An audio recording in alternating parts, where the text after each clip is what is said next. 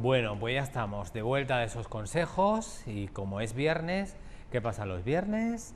Pues que los viernes tenemos nuestro asesor jurídico aquí con nosotros, Almudena Santana. Entramos en este espacio que se llama Es de Justicia.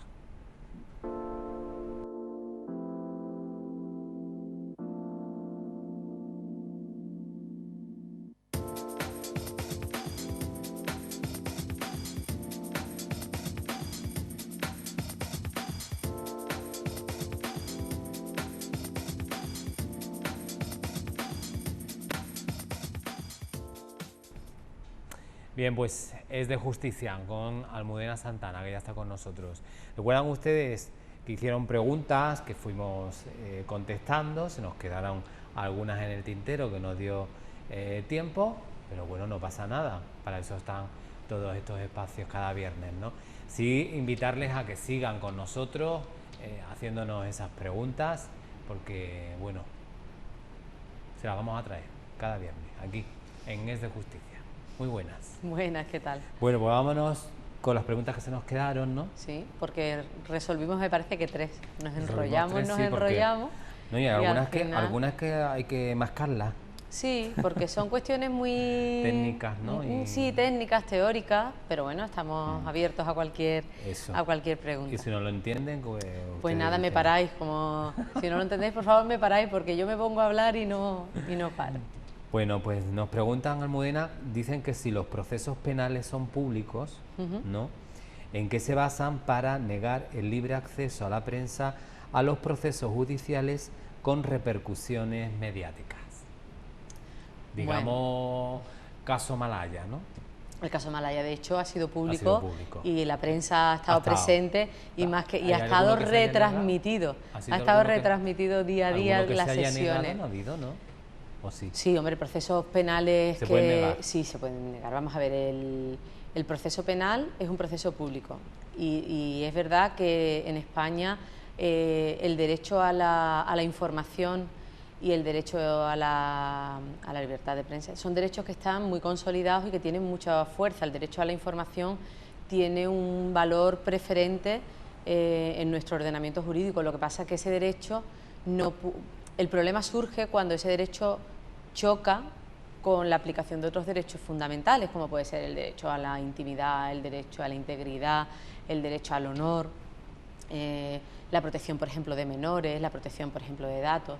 Entonces, aun existiendo ese derecho preferente, porque el ordenamiento jurídico español entiende que el derecho que tiene el ciudadano a ser, el deber que tiene el informador de dar una información veraz y el derecho que tiene el ciudadano a estar informado de todos los asuntos que suceden, bueno, pues es un derecho que va encaminado a la consolidación de una opinión pública, o sea, de que se genere una opinión pública que tenga pues una información, que reciba una información veraz. Pero lógicamente, si conculca o entra en conflicto con otra serie de derechos, podría limitarse ese acceso. El derecho, el ordenamiento jurídico español, en la Ley Orgánica del Poder Judicial, establece de una forma general que las actuaciones judiciales son públicas, salvo que legalmente se limite el acceso en determinadas cuestiones. Y en la Ley Orgánica en la Ley de Enjuiciamiento Criminal, que es la ley procesal que regula los procesos penales, que es por los que nos preguntan, establecen también que los debates de juicio oral, es decir, lo que nosotros entendemos como el juicio, que es una fase del proceso, el proceso tiene muchísimas fases y una de ellas, una vez que se termina la instrucción, que es todo el tema de interrogatorio, por ejemplo, lo que está haciendo ahora la juez Alaya con el caso de los ERES, ¿no? Esa es la fase de instrucción, pues toda esa fase, o lo que se está haciendo, por ejemplo, con una menor, el tema del asesinato de Asunta Basterra, ¿no? Esta niña gallega que presuntamente ha muerto a manos de sus padres. Bueno, pues ese proceso que se está llevando ahora mismo de investigación, de toma de declaraciones, de detenciones, ese es el proceso de instrucción y después de ese proceso se abrirá el proceso de juicio oral, el debate de juicio oral. Bueno, pues en la Ley de Enjuiciamiento Criminal dice que esa fase es pública, es decir, que no solamente la prensa, sino cualquier ciudadano en principio puede ir al juzgado y se puede sentar entre el público a ver esa fase del procedimiento, salvo que por razones de orden público, de seguridad, de intromisión en el derecho a la intimidad pues de las familias, o porque concurran menores, salvo por esas cuestiones en particular, y que además tienen que ser motivadas por el juez, porque es el juez el que en ese caso concreto tiene que limitar esa publicidad. Salvo esas cuestiones, el proceso será público, y si no lo va a ser, el juez tiene que motivar por qué no lo es. Es decir, que tampoco arbitrariamente se puede decir, pues ahora mismo no va a entrar nadie en la sala. ¿Casos concretos? Pues mira, por ejemplo, cuando hay testigos protegidos, hay procesos en los que van a comparecer en sala pues personas que no están en procesos de protección de testigos. Pues en esos casos se limita esa publicidad. O en el caso de que hay muchos supuestos, por ejemplo, de agresiones sexuales a menores, en los que prima la protección a la víctima, una persona que además está protegida porque es una menor, y además se supone que es un delito tan deshonesto, que puede causar tanto daño al honor, pues que se limita, simplemente para proteger.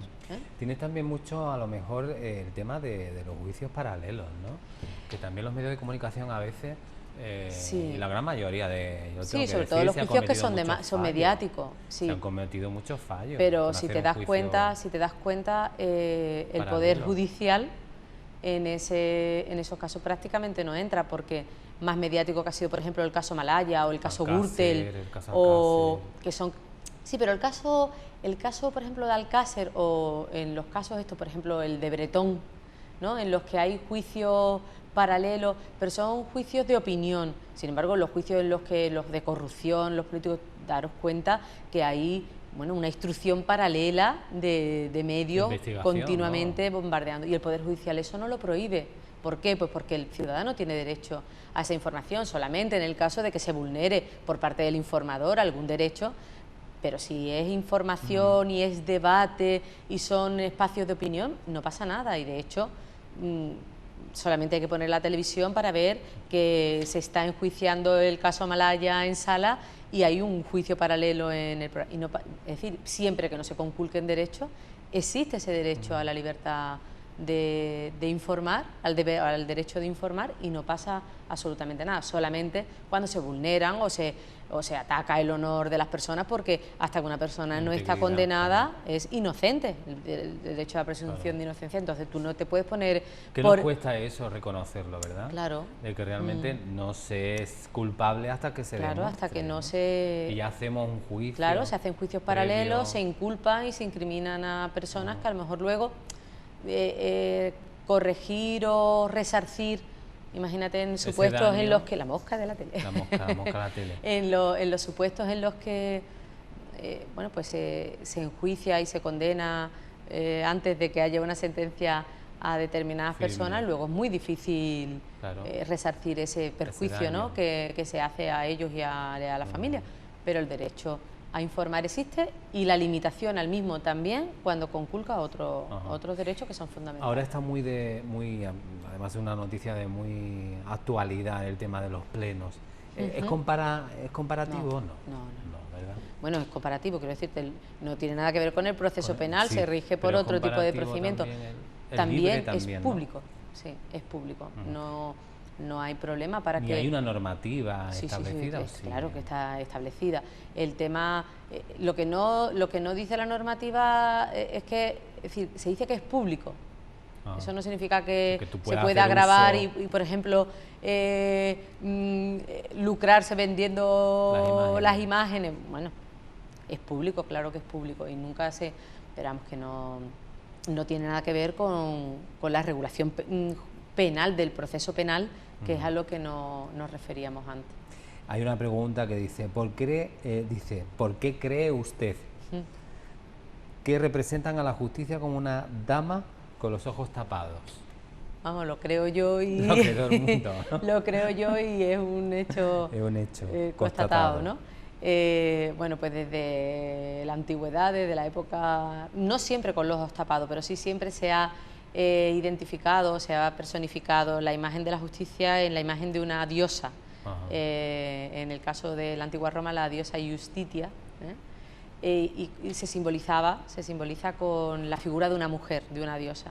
No siempre con los ojos cerrados, no todas las representaciones de la justicia, sobre todo en la antigüedad, eran de una diosa con una venda.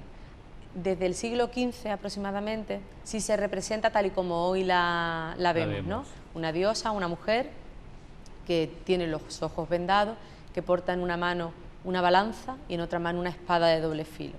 La simbología es, bueno, pues la balanza representa la fuerza de apoyo y oposición en el proceso, es decir, el equilibrio entre las dos partes del proceso. No es la justicia, pero no es cómo valorar, cómo compensar la fuerza que tiene la posición del actor del proceso y de la otra parte del proceso, en el caso de que fuera una demanda civil, pues del demandante y el demandado, ¿no? De las dos fases del proceso, de las dos partes del proceso, el equilibrio. En lo justo. Y la otra, y la espada de doble filo, es una representación de la razón y la justicia, el poder. La sentencia. Es la espada es un símbolo de poder, el poder de la justicia y de la razón. Y la venda es la objetividad y la imparcialidad, es decir, se representa con los ojos cerrados porque se supone que la justicia es igual para todos y no tiene que ver a la persona que se está juzgando, sino los hechos y ser imparcial y objetiva, que es lo que en realidad, eso es lo que representa la dama de la diosa justicia. Dice, ¿por qué seguimos aplicando los principios del derecho romano y no creamos principios aplicables a nuestra sociedad directamente? Es que eso no es verdad. Que en la actualidad los hay ya, ¿no? Claro, el derecho romano es una de las bases, la base jurídica de nuestro sistema jurídico. Judicial. El derecho es casuístico, es decir, el derecho no es un compartimento estanco inmodificable, ¿no? Es un compartimento que va recibiendo la influencia pues del día a día y es contemporáneo, es decir, se tiene que ir adaptando a la actualidad. Eso no significa que haya que despreciar el origen. Que sea casuístico significa que estudia los procesos que se van dando para que se vayan corrigiendo los errores de ese proceso que es continuo. No es que se apliquen los principios del derecho romano, es que el derecho romano es el origen y ha marcado principios que no se han superado, pero sí se han actualizado, y el poder legislativo, que es el que hace la norma, lógicamente ha ido adaptando a través de la creación legislativa y afortunadamente, si no estaríamos todavía lógicamente desmembrados. Y además eso resulta muy palpable, por ejemplo, en todo lo que son normas, la igualdad, todo lo que ha sido todas las normas que han ido superando, pues que las mujeres no pudieran, por ejemplo, acceder a un poder judicial. Sí, eso se ha ido adaptando, se aplica la base, igual que no se ha modificado la filosofía de Aristóteles, por ejemplo, ¿no? Y siguen los principios filosóficos, son principios fundamentales de los que ha nacido el derecho, pero no es que se apliquen y que no se haya actualizado a nuestro derecho actual. Digamos eso que no es es la verdad. Base claro, es que es la base, es la base de donde nace nuestro sistema jurídico. El primer juicio se hizo romano, evidentemente. Claro, pero sí se ha modificado, claro. Volvemos el viernes que viene, ¿no? Anda, es verdad. Estamos ¿Ya hemos de terminado? descanso. Fíjate. Pero sí que volvemos el próximo, ¿no? Porque además hay aquí unas preguntitas que tenemos que contestar. Sí, hay varias. varias. Nos va el tiempo corriendo, además, volando, estamos tan a gusto, pero bueno, no hay tiempo para más. Volvemos el viernes que viene, no, el próximo. Pues encantada de volver. Que nos quedan aquí unas preguntitas. Y las que quieran seguir haciendo, para eso estamos. A eso lo invitamos. Nosotros nos vamos a unos consejos y volvemos enseguida porque hay que hablarles de unos días que nos llegan ahora y de las flores y todo esto. Ahora volvemos.